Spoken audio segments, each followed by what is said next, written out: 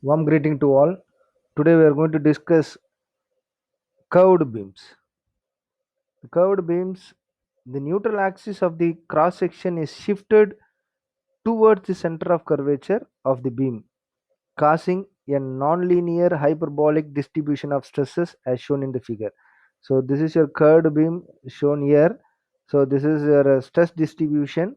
So the lower portion will have a compressive stress, and then after, above the neutral axis we'll have a tensile stress. So here is shown Ri, radius of inner fiber, R naught radius of outer fiber, R is radius of curvature, then Rn is radius of neutral axis.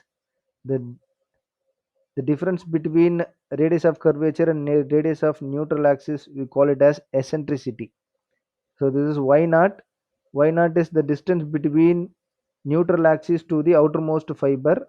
Yi, the distance between neutral axis to the innermost fiber.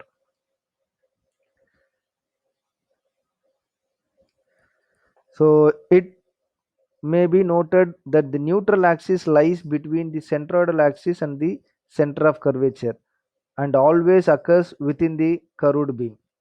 The application of curved beam principle is used in the crane hooks, chain links, and frame of punches, presses, planners, etc.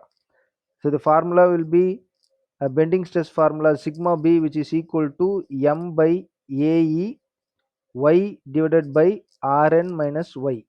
So M is bending moment, A is area of cross section, E is distance of centroidal axis to neutral axis, R radius of curvature of the centroidal axis, Rn radius of curvature of the neutral axis, y is distance from the neutral axis to the fiber under consideration.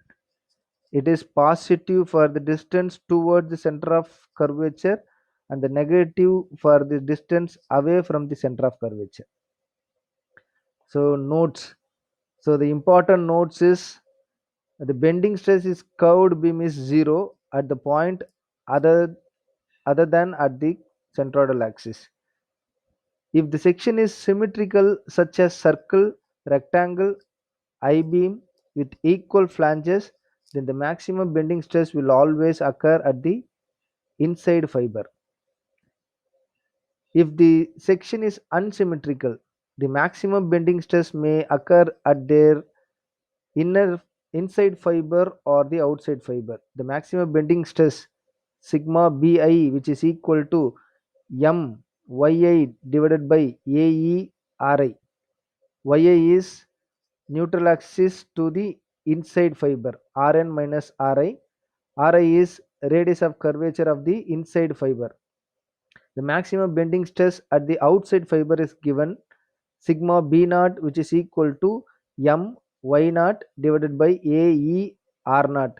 Y naught is the distance from the neutral axis to the outside fiber, r naught minus Rn. R naught is radius of curvature of the outside fiber. If the section has an axial load in addition to bending, then the axial or direct stress sigma d must be added algebraic to the bending stress in order to obtain the resultant stress on the section. In other words, the resultant stress sigma equal to sigma d plus or minus sigma b.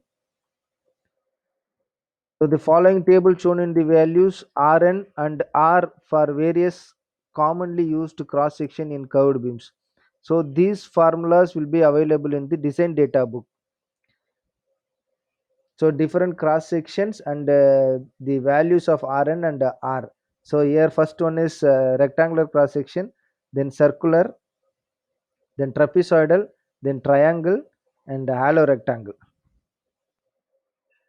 T section and I section. Thank you.